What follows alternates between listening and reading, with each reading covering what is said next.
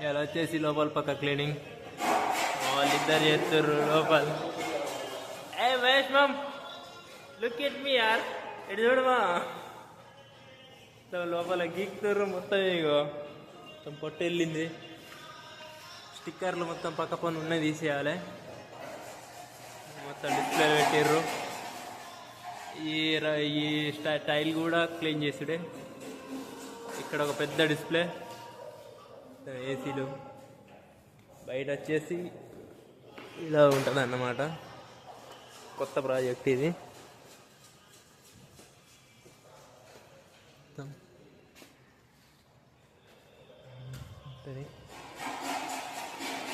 వచ్చేసి hi guys, hello చెప్పుర్రి.